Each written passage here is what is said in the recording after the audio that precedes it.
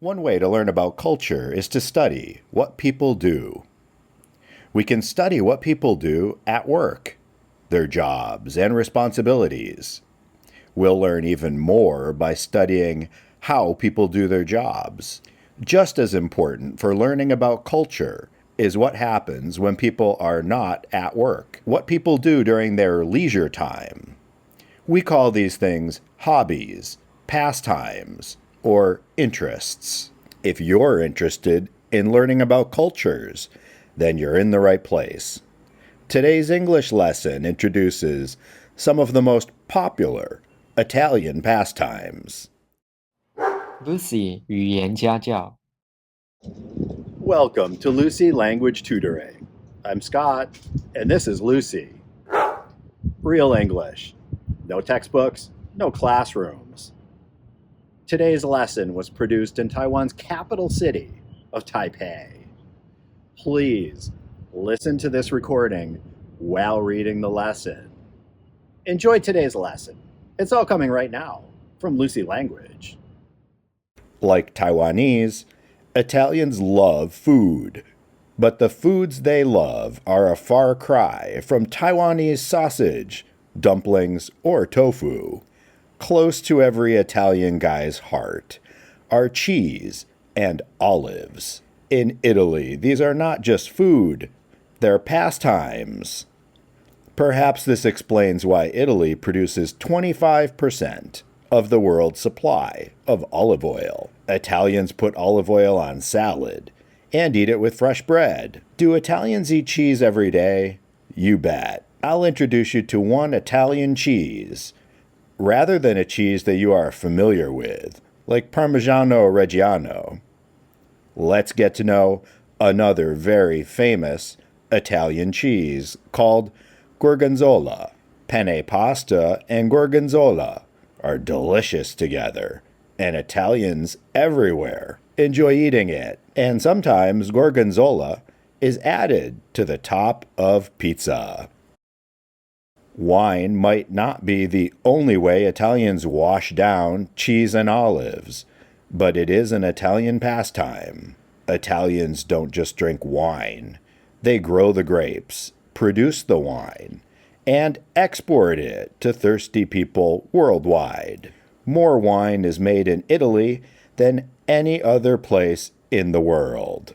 And at 6.38 liters per person, only the French and Portuguese drink more wine per year than Italians. In the past, most Italian men drank wine every day and with every meal. But these days, younger Italians drink less. Regardless of the recent trend, wine is still a popular national pastime. For the past 40 years, August in Italy is vacation time. Schools are closed. Except for essential services, the government is closed.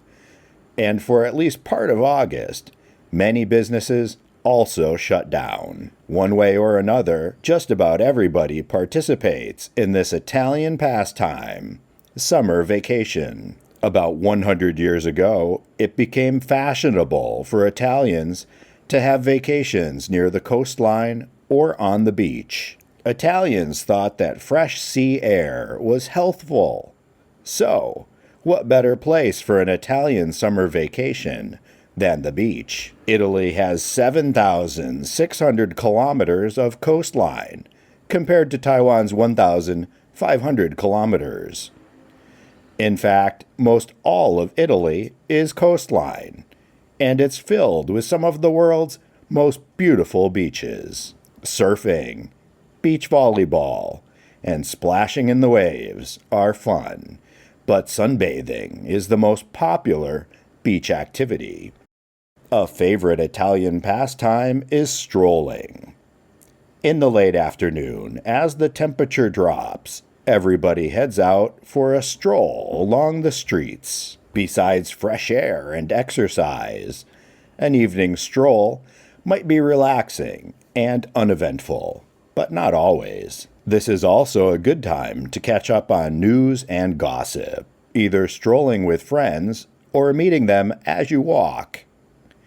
For others, it's a good time to see what's happening in the neighborhood, get a snack, or show off a new haircut. A true Italian game that just about everybody can play is bocce. Bocce is a game that's easy to play, but difficult to master. It requires more strategy and skill than strength. And did I mention, it's addictive. Italians play against a friend or make teams of 2 or 4. Bocce competitions are serious. But for most Italians, a game with friends lets everybody shoot the breeze, while not slowing down the game. By the way, bocce requires just one hand, so your other hand is free to hold a glass of wine. Both teams stand at one end of the playing area. First, a small ball is tossed. Now each team tosses their balls, trying to be the closest to the small ball. Visit Wikipedia's bocce page, where you'll find more about the game's history and exactly how to play. Italians are huge fans of their national soccer team, which won the FIFA World Cup 4 times in 1934, 1938, 1982, and in 2006. Every year from September to May, fans jam into soccer stadiums to cheer for their favorite local teams, like baseball in America, sumo in Japan, and basketball in Taiwan. Most Italians don't play soccer. They simply watch and enjoy it. The best place to experience Italian pastimes is in Italy, if a trip to Italy isn't possible. Don't forget about America's Little Italy in New York City and Boston. In these neighborhoods, you can begin to get a small taste of Italian culture and pastimes. But for a true Italian experience, get yourself to Italy and start mixing with the locals. Thank you for joining us today. We hope you enjoyed the lesson. To purchase a copy of today's lesson, including the audio recording, a PDF of the lesson, and answer key, send email to lucylanguage@icloud.com. Lucy 语言家教。